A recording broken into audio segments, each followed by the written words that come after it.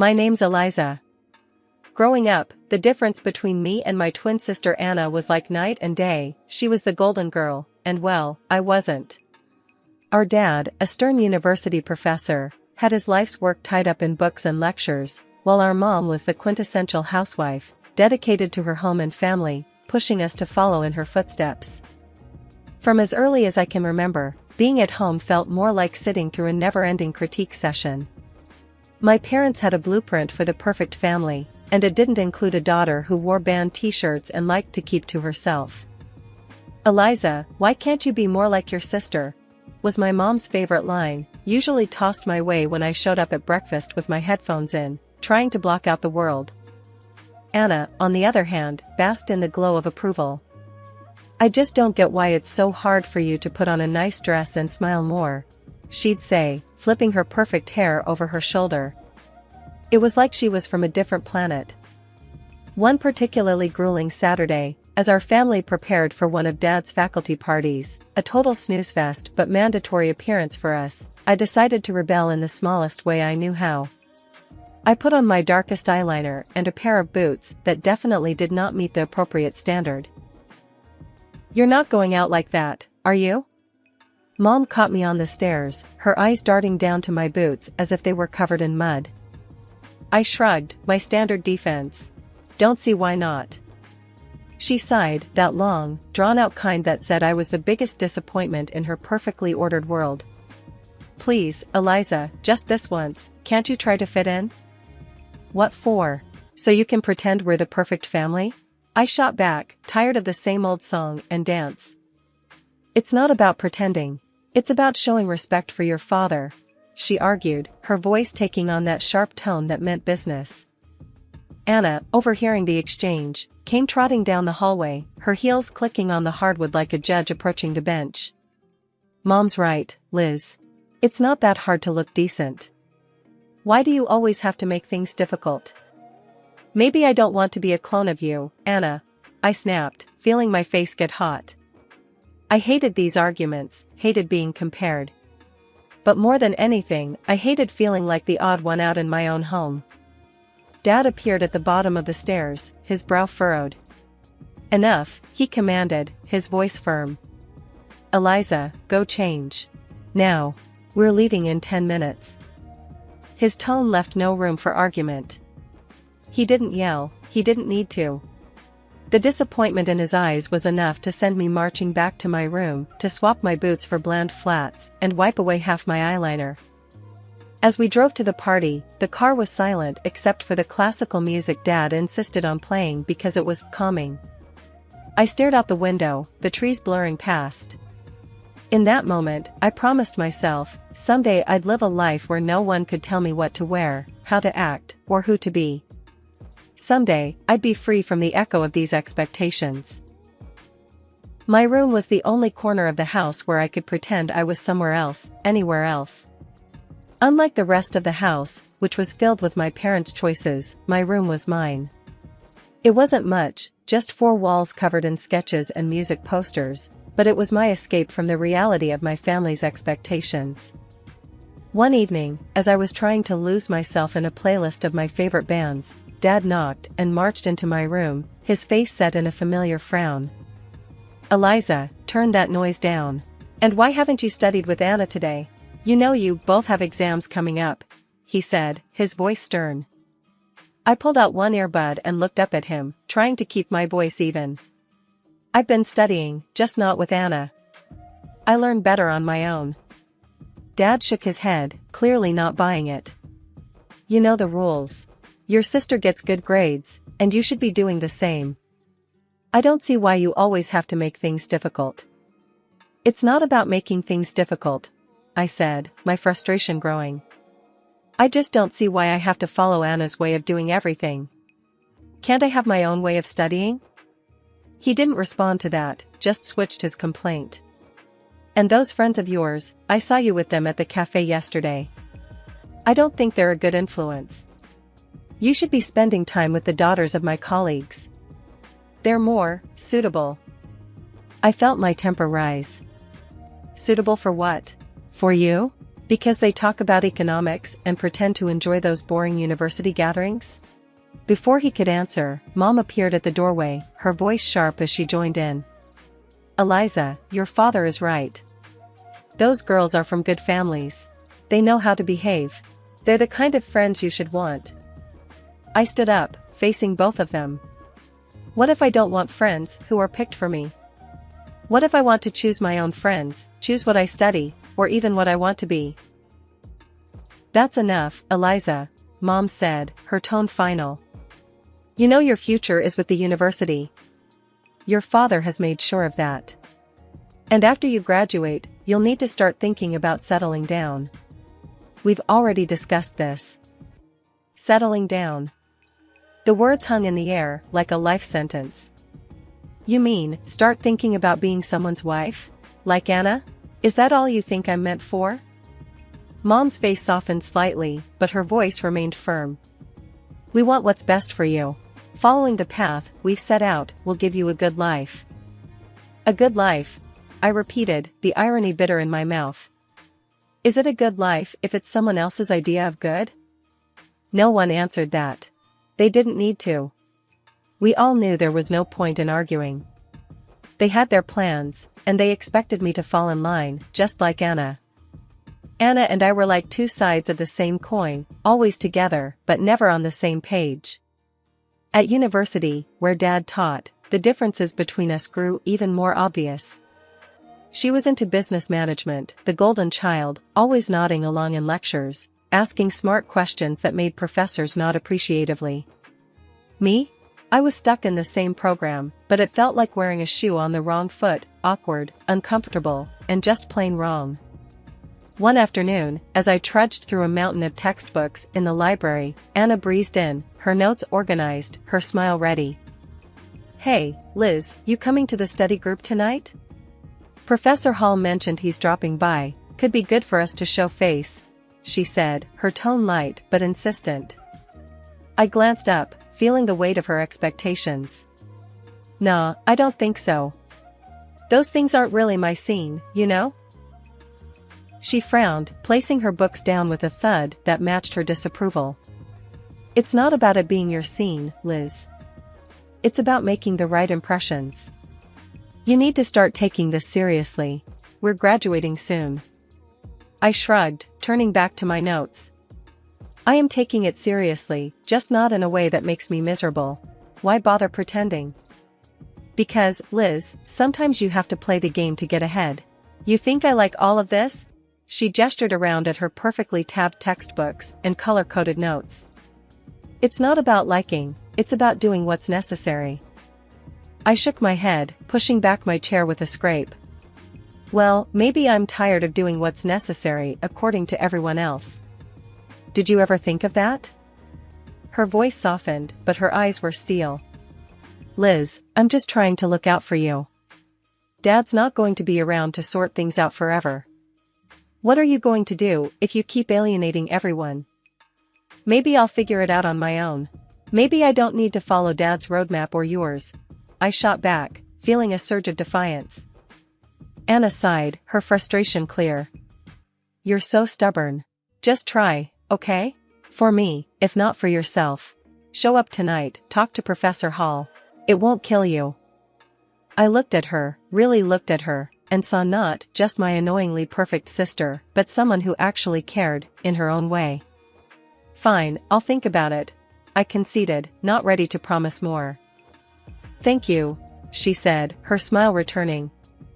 It's not that bad, you know. You might even like it if you gave it a chance. Doubt it, I muttered, but I knew I'd lost this round. For Anna, I'd show up, sit through another boring discussion, and nod at the right times. It was just a few hours, I told myself. How bad could it be? As it turned out, not as bad as I thought. Professor Hall was surprisingly interesting when he wasn't lecturing from a podium.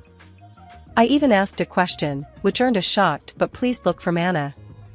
Later, as we walked back to our dorm, Anna nudged me. See, not so terrible, right? That fragile peace didn't last long, however. In our last year, Anna introduced us to her fiancé, a lawyer 10 years her senior, already well established and exactly what our parents dreamed of. Mom and Dad were over the moon, praising Anna for making such a smart match, and immediately turned their expectant eyes on me. "Now, Eliza, it's your turn to find someone suitable," Dad said one evening over dinner, his tone implying that my time was running out. Mom nodded enthusiastically, already planning out my life as if it were another one of her well-organized home projects. "Think about your future, dear. Someone who can provide for you, who has a good standing." I remember staring at my plate, feeling the walls close in. Anna's wedding was meticulously planned down to the last detail by Mom, from the bridesmaids' dresses to the floral arrangements, showcasing her perfect vision of family prestige.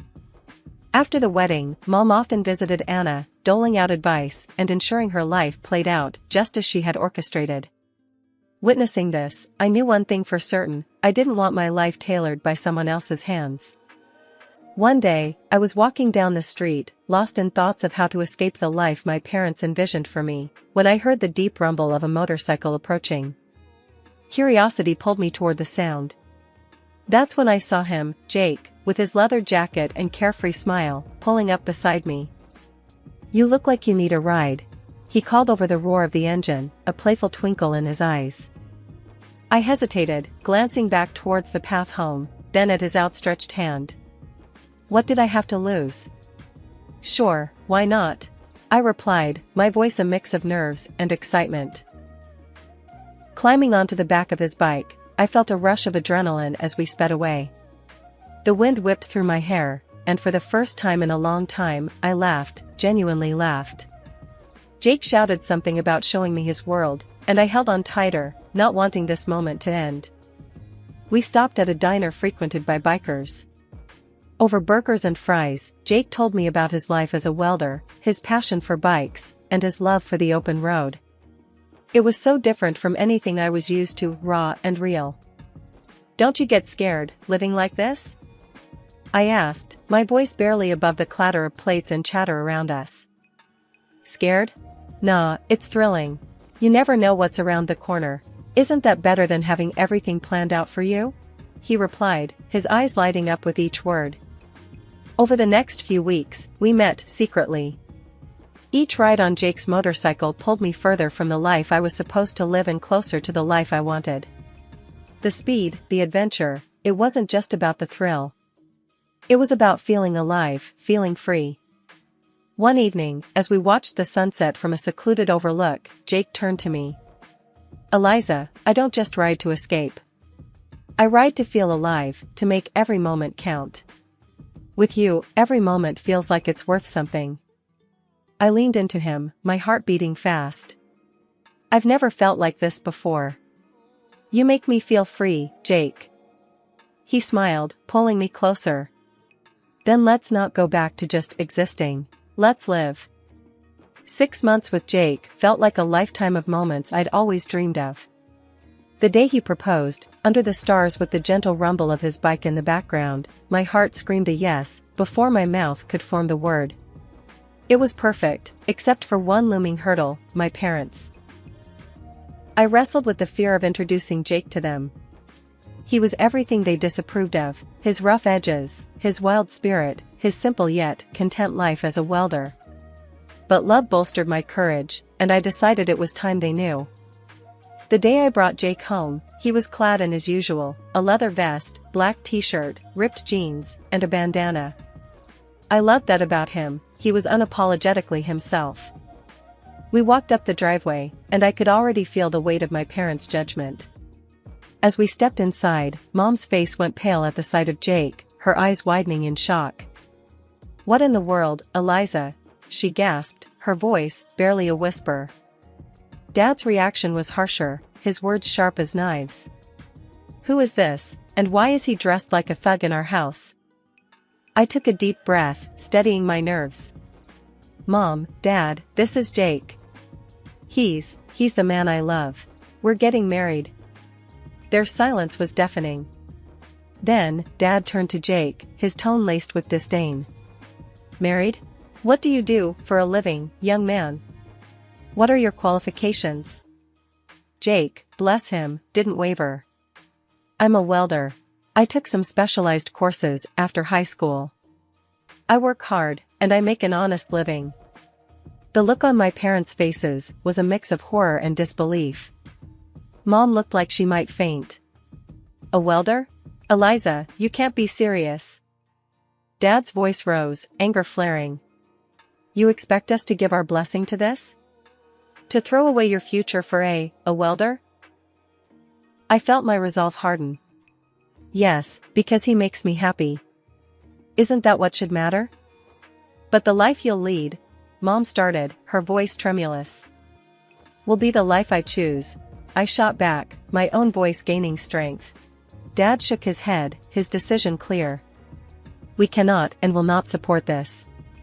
If you choose him, don't expect to be a part of this family. The finality in his tone broke my heart, but not my decision.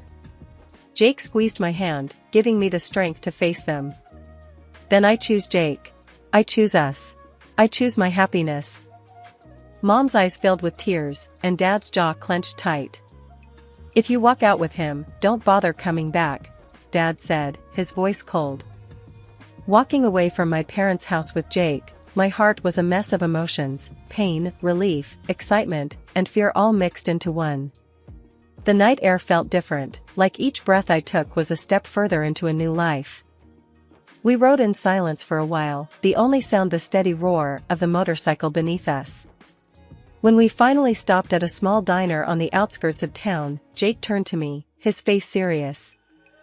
You sure about this, Eliza? I mean, really sure?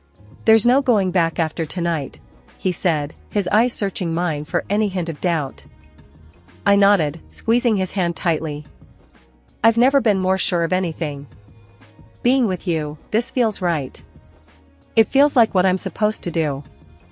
He smiled, that reckless, charming smile that had won me over the first day we met. All right, then. Let's do it. Let's start our life together. Inside the diner, we found a quiet booth in the corner. The waitress brought over 2 coffees without asking, and we sat there, planning our next steps. So, what's first? I asked, stirring cream into my coffee, watching it swirl and blend. We'll need to find a place to stay, at least for a while. Then, maybe look for jobs. I have some buddies who can help us get started, Jake replied, his tone practical, but optimistic. It's going to be tough, isn't it? I said, more a statement than a question. The reality of what we were doing was beginning to sink in. Jake reached across the table, his hand covering mine. It might be, but we'll handle it together. Tough is nothing new for either of us, right? I couldn't help but laugh, a short, sharp burst of genuine amusement. Right. Together. We spent hours in that diner, talking and planning. Every so often, Jake would throw out an idea that sounded so wild, so free, that it made my heart jump. And maybe one day, we'll save enough to take that road trip across the country, just you, me, and the open road. I'd like that, I said, allowing myself to dream bigger than I had ever dared. Riding back into the city, we began our search. The next weeks were a blur of activity. We found a small apartment on the edge of town, nothing fancy, but it was ours. Jake found work at a local garage, and I picked up shifts at a nearby diner. Life was hard, but it was ours. We made do with what we had, and every night when we came home to each other, it felt like we had everything. Months later, we decided it was time to make it official and got married in a small, intimate ceremony. I held on to a sliver of hope that my family would show up, that they would see how happy I was and let go of their prejudices. But the chairs reserved for them remained empty, and no congratulatory messages came. Despite the sting of their absence, the day was perfect because it was ours. Over time, I grew incredibly close to Jake's mom.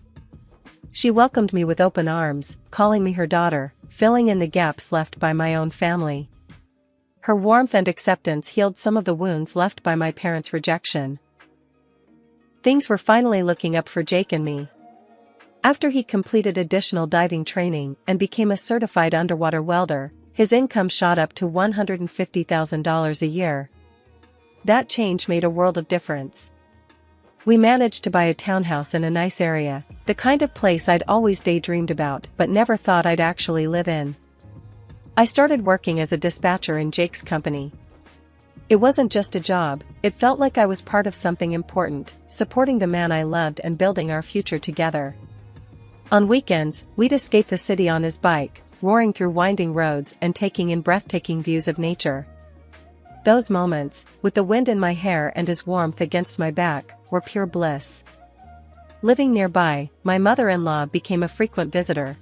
One such afternoon, while Jake was tinkering in the garage and I was fixing us some coffee, she arrived looking a bit troubled. "There's been some ugly news," she said as she settled down at the kitchen table. "Something about a professor at the university involved in a harassment scandal." My heart skipped a beat. "Oh? Did they say who it was?" I tried to keep my voice steady, dreading the answer. She shook her head. "No, they didn't mention a name on the radio, but you know how these things go. It's probably all over the TV by now." Nodding, I flicked on the television, tuning into the news. Sure enough, there was a report on the scandal, and as I had feared, my father's face appeared on the screen. The anchor detailed accusations against him, and I felt a cold wave of disbelief wash over me. Turning off the TV, I sat down heavily, trying to process the news. Jake came in, wiping his hands on a rag, and saw my face. "What's wrong, babe?" he asked, his brow furrowed in concern. I swallowed hard, my voice barely a whisper. "It's my dad. He's been accused of harassing a student." Jake's expression hardened for a moment before he came over and took my hand. "I'm sorry, Eliza. That's tough news. How do you want to handle this?" I shook my head, not really sure of anything at the moment. "I don't know. I mean, what can I even do? It's not like we're close anymore." He squeezed my hand, understanding. "Whatever you need, I'm here for you. We don't have to figure it all out right now." I decided to wait and see how things unfolded before making any moves. Whatever decision I made, I knew I'd have Jake by my side, and that was the reassurance I needed to face whatever came next. Life had been peaceful until that unexpected afternoon at work, when a familiar car pulled into the parking lot. I hadn't seen my parents in a long while, and the sight of them stirred up a mix of emotions I thought I had put to rest. Both of them looked dramatically changed, the scandal had taken its toll. Mom had lost a lot of weight and looked years older, while Dad appeared broken, a shadow of the stern man he once was. My mother spotted me and rushed over, arms open as if nothing had happened, as if years of distance and disapproval could be bridged in an instant. But I couldn't embrace her, not now. Instead, I stepped back and took Jake's hand, looking for strength in his presence. "Eliza, it was so hard to find you," Mom said, her voice cracking with emotion. Dad, ever the gruff one, cut to the chase, his voice harsh and bitter. "I was accused unfairly, you know. I went to your sister's husband for help, but that bloodsucker wanted a fortune. Your sister sided with him, and now they've kicked us out. We need your help." I stared at them, disbelief and anger swirling inside me. "Help? After all these years, you show up and demand help? We have nowhere else to go." Mom's voice was desperate. "They've disowned us too. We thought, maybe we could stay with you." I almost laughed at the absurdity. "Stay with me? After you disowned me? You made it clear I wasn't your daughter anymore." Dad's face turned red, his old temper flaring up. "You owe us, Eliza, after all we've done for you." "That's where you're wrong," I interrupted, feeling Jake squeeze my hand in support. "I don't owe you anything. You threw me out because I chose my happiness over your demands. And now you want what? To just move in and pretend like we're a family?" The situation was spiraling, and I could see people watching, a crowd beginning to form. Mom started to cry, her sobs loud and attracting even more attention. "You're being ungrateful, after everything we've done for you," she accused through her tears. I took a deep breath, my decision clear. "No, Mom. I'm not ungrateful. I'm free. And happy. You made your choices, and now you have to live with them." As we walked away, I heard my dad yelling, but Jake leaned over and quietly told the security team, "Don't let them come here again." The following months flew by, filled with love and peace. We welcomed a son, a new beginning in our growing family. My parents never came back. That day in the parking lot was the last I saw of them, and while part of me grieved for what could have been, I knew I had made the right choice for me and for my family.